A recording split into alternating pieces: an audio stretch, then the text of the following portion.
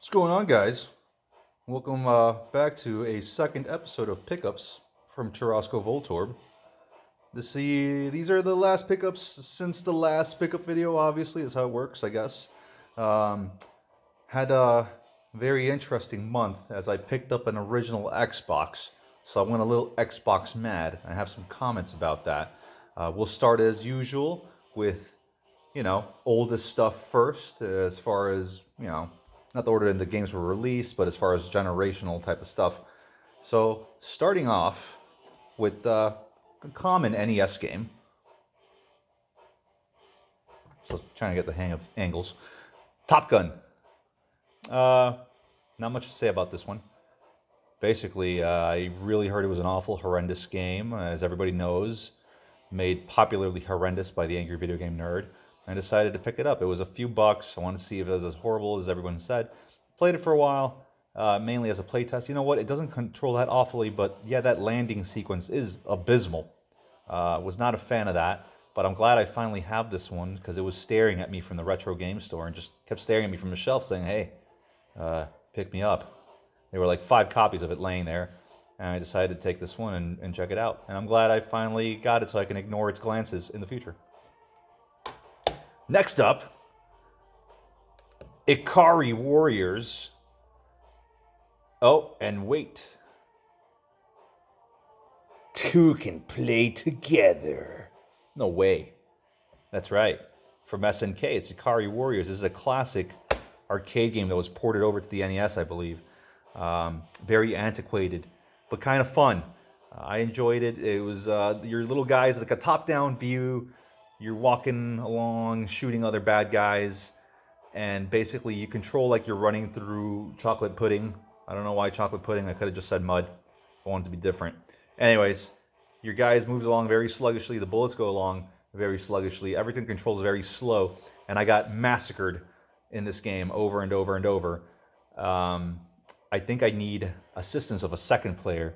So if anyone wants to hang out and play some Ikari Warriors, that'd be super cool, because 2 can play together, and that would be lots of fun. Next up, got a little Christmas present. This is Metroid Fusion. Metroid Fusion right there. So I really enjoyed Zero Mission for the GBA. So I decided I really wanted to try this game out. Now, my copy might be a little different than other copies, but that's okay, because I don't like paying $100 or whatever the going rate on this thing is right now for a piece of plastic that's the size of my pinky, or half the size of my pinky. But this is definitely fun. I'm playing through it right now. I'm enjoying myself pretty well. Looking forward to finishing this one up. I heard it's a short playthrough, and I really like what they did here with the evolution of the story with Metroid, how Samus controls. I like the ledge grabbing and climbing. If you're a fan of classic Metroid, I highly recommend checking this one out. All right, now moving on to Xbox, and I'm going to start off with what would be, I guess, the Xbox Beginner's Kit, because my main goal with the Xbox is to basically go along, and while I talk, let me put the first game on here, Dead or Alive 3. My goal with the system is to basically just buy exclusives. I heard that, out of the Xbox, PS2, and the GameCube, the Xbox has the nicest graphical fidelity.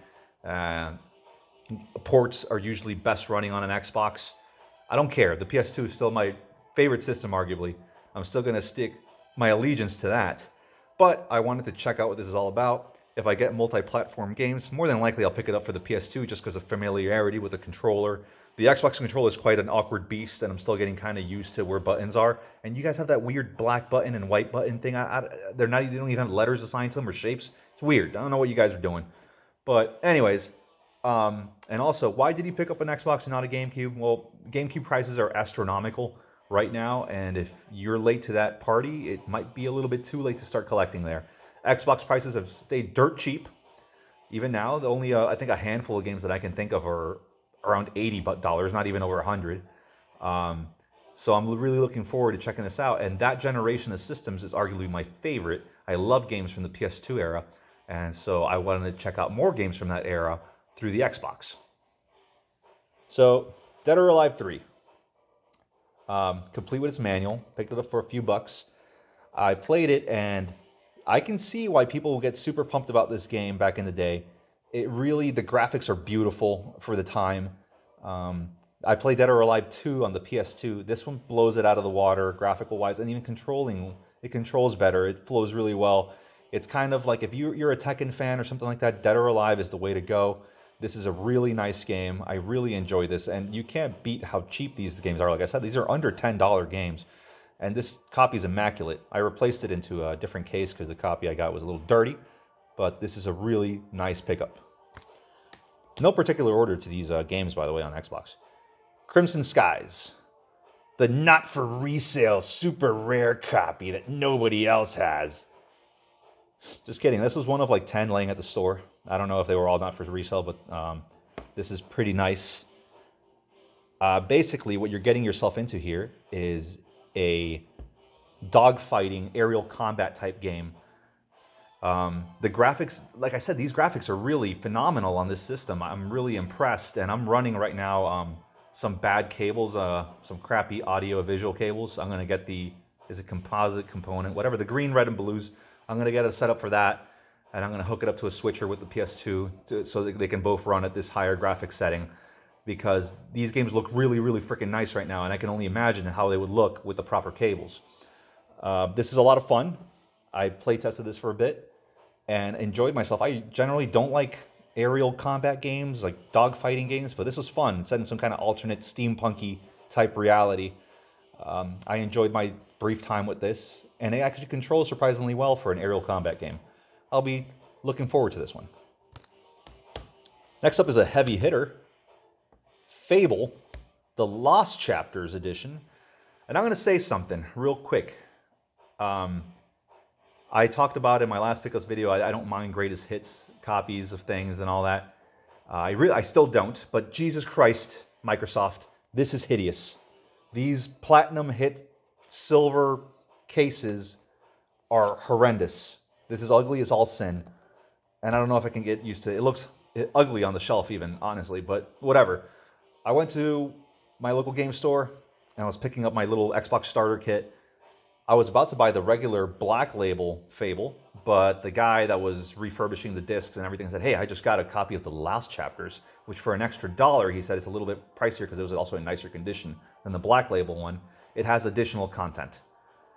For games this old, I generally don't spring for that because I want to kind of catch up and play a lot of other games. So do I have time to delve into additional content? Not necessarily. But from the time that I played this for a little while, just play tested, obviously I heard it's a massive game, so I couldn't really get into it. The graphics, once again, really wowed me by how nice this looks. I heard that you can be like a good guy or bad guy, and really your choices really affect things of, how the story plays out. You start the story as a kid. You're a juvenile, and you are supposed to grow up and be this badass hero or this douchebag. Anyways, I'm really excited about this one. I would love to say really looking forward to get into this, but it probably won't be anytime soon just because it's such a massive game, and I have so many other massive games that I need to play. Moving on. This is kind of a gag that I got, but Outlaw Golf 9 Holes of Christmas. I got this right before Christmas, so I figured, hey, it's festive. And I wanted to test out my Xbox because my other games, I hadn't had a chance to really go out and buy some. I didn't even have the Xbox yet when I got this. I didn't even know the damn thing was going to work when I got it. It works perfectly, thank God. And I picked this up. It was around the Christmas season. It was like $2. And this is kind of nifty. This case is cruddy, but check this out. It's a Blockbuster exclusive. It's just basically like a little add-on pack to regular Outlaw Golf. I hate golf games. Why did I pick it up? I don't know. Mainly because, the whole Blockbuster nostalgia thing. It was during the holidays, 9 Holes of Christmas. Why not? And check this out. Free game rental offer inside. And wouldn't you know it, there it is. Rent one game, get one game free. How cool is that? It's still in there. Yeah, I played this briefly, very briefly, and I suck at golf games. I don't know what I'm doing. And basically, it was just to test out if the machine worked. It does. I'm glad I have it, though. It's a little piece of history there. All right. Of course, I had to get Halo. in this horrendous platinum hits box. Out of all the Xbox games I've been playing, this is the one I'm actively playing right now. I really want to finish it because I heard Halo 2 was phenomenal. I really can see why back in the day when this was released in early 2000s or whatever it was, why this would have blown somebody away. I was baffled. I was amazed by how good this game looks. Once again, guys, I'm running on really crap cables. And, you know, I'm used to seeing graphics of this generation. I've been playing PS2 forever. But this looks so damn good. It looks really, really good. And the gameplay's fun. The maps, I'm not a big fan of how the maps are laid out in this game. It's a little confusing, a little bit all over the place. And I'm not a huge sci-fi shooter fan, unless you're counting Mass Effect, because that's the gospel. But this game is really, really solid. I really am enjoying myself. I'm going to beat this. Probably it's going to be my first Xbox game that I beat, so I can move on to Halo 2. I haven't acquired that one yet, but I think I will shortly. Anyways, yeah, this is great. This is a fun time.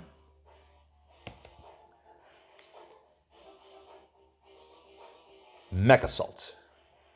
And check this out. I don't know what the hell's going on with this platinum hits, but it's the best of platinum hits. So it's like best of the best, great sellers, best selling, best ones. I don't know what the hell's going on there. Funny story about this one. I had a copy of Blinx the Time Sweeper, and it was the only game that did not read on my Xbox. I was terrified. I thought the Xbox broke, but no, it was the game itself. I couldn't get it to work. So I traded it in for a game of the same value, and I got this really nice copy of Mech Assault, which is another... Obviously, all these games are exclusive to the system that I'm going to show you guys, and I really like it. It's a fun little mech, destructible playground type game. Decent graphics for the time. This one did not blow me away as much, but it looks crisp. It's nice. It controls very well. You really feel like you're in this giant metal suit just blowing up everything. And basically... there's a weird guy outside the window. He's a landscaper that doesn't work for me. He works for the HOA, and he's really annoying me. Why don't you just walk somewhere else? Anyways, yeah, this is really cool. You really feel like you're in this giant armored suit blowing stuff up. The destruction of the environments is really great. And as you blow up the little soldier guys, they explode in a bloody mist. Pretty cool. I heard that when Xbox Live was a thing, this was one of the games that really made your Xbox Live thing worth it. But I'm really enjoying my time with this too. I played it briefly, but fun times. This is a heavy hitter. Yeah, KOTOR. Yeah. Knights of the Old Republic. Star Wars Knights of the Old Republic. I've heard a lot about... Jesus. I heard a lot about this game. And it did not disappoint. I started playing it for a playtest, and I immediately got immersed at how good it looked, at how good it played. I am definitely gonna get back into this one as soon as I beat Halo, and maybe, I could play simultaneous Halo and other games. So I will be checking this game out. The graphics have not aged all that great, but it kind of plays like Dragon Age Origins if you like combat style like that. If you're a Star Wars guy or girl or fan in general, whatever non-binary, non-culinary, whatever the heck you guys are nowadays, this is fun. You can create your character, make him or her customizable, and play through it. If you're a big fan, like I said, I think you'll get a kick out of this. This ties in some old lore that the developers in BioWare had a lot of creative freedoms with this, and I think it really paid off. I am excited to pop this one back in. Next up, this is a goodie. Chronicles of Riddick: Escape from Butcher Bay. So, I really wanted to get this game on the PS3. There's one called Escape from Dark Athena or something, or Dark Athena. And it has downloadable content basically already on it. It's upgraded. Of course, it's on PS3, so it looks a lot better. But I kept looking for Dark Athena, and I could never find a copy. For some reason, it's hard to find, but it's not an expensive game. So I was like, well, here's a cool chance to get another Xbox exclusive of a game I've always kind of wanted to play. And here it is. Got it for like $8. It looks fantastic. The controls take some getting used to, though. You sneak around as Vin Diesel here, and you try to escape from the moon or wherever the hell you are. And the controls are super awkward. You stealth around in first person, or you walking around in first person, And when you're crawling through vents and things like that, you go into the third-person view that's a little awkward. The guns are controlled kind of like crap. The aim is not great. You can snap necks, which is a little wonky, but it's okay. I'm kind of glad I bought it on this system as opposed to the PS3. I would have maybe hyped it up more if I got the PS3 version. But it's fun enough, and I will check it out. This next one's a good one, guys. Don't judge me. It's Puffy, the bagpipe player, for the Xbox. This is my only game that does not have a manual with it, unfortunately. I picked this up on a whim, about $12 or something like that, and I didn't have high hopes for it at all. But holy crap, is this decent? It controls, if you guys have played Obscure or anything like that on the PS2, it controls like a Resident Evil type game, survival horror type of deal, but with a lot of hand-to-hand combat, because apparently this chick knows karate and can stab stakes into people, so she's all good versus the vampire apocalypse. The graphics are actually really solid. Voice acting is done very nicely, and it controls extremely smooth. I thought this was going to control like crap. I thought it was going to be a bunch of ass, but it's really fluid. And there's cool little touches, like I was fighting a vampire in a high school, and that sounds like something out of Twilight. I can't manify that sentence. But yeah, you're fighting a vampire at a high school, and I was using this mop to beat it. The mop eventually had durability, and it broke. When it broke, the handle became a stake. And that was awesome. That was a cool little touch. So this is a fun one. I'm probably going to try to beat this one eventually. I'm glad I got it. Now this one, Jade Empire. This is the game that I originally ordered with my system. When I first got it, I was like, what's one out of the whole Xbox library? What's one that I really want to check out? And this was it. I remember seeing a buddy play this back in the day, and I thought, wow, that looks really cool. He was all excited because he could make two girls have romantic interest in each other. And back then, I guess that was revolutionary. But now it's just, it's commonplace. Come on, guys, we're in 2022. But anyways, this game is cool. It plays, again, like it's BioWare. So it's kind of like that Dragon Age style of combat. It's martial arts based, basically, and you do have some weapons. You can have access to, I think, a spear and a sword in the beginning. Played for the first couple of hours. Voice acting is done rather nicely. Graphics are pretty solid. And the combat is fluid enough, but I'm having a difficult time right now. The whole hand-to-hand thing is kind of escaping me. Targeting system is a little off. But this is really cool. I'm excited to one day beat this, hopefully. There's also a deluxe edition that has like a shiny cover or some crap, I don't know. But I don't think it adds much to the game. But I got this copy, ordered it along with my Xbox and the cables and the remote and the controller. And I'm glad I did. This is really a cool RPG, action RPG that I am excited to delve into at some point.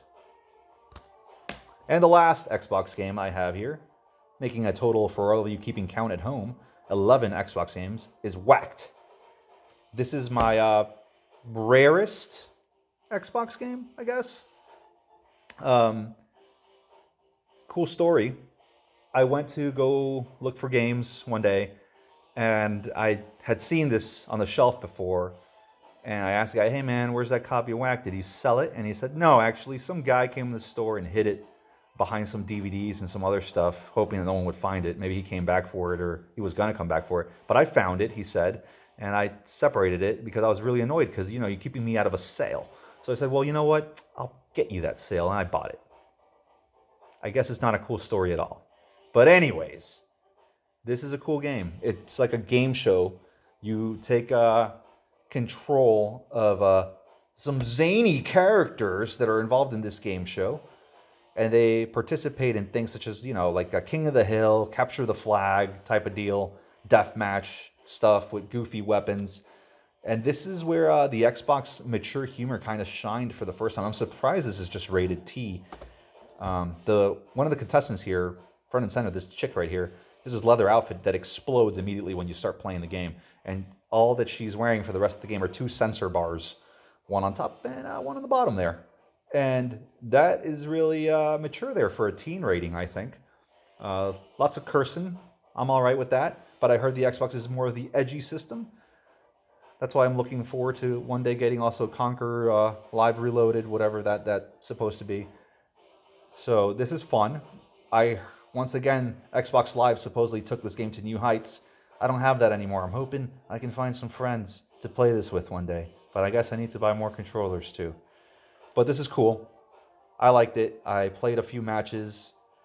The humor's there. It does play out like a game show. There's a lot of banter, a lot of cutscenes. And it's a lot of effort went into making this something enjoyable, something a little different. All right, last two games. Now we're moving on to some PlayStation stuff. Finally, I know you guys have been waiting.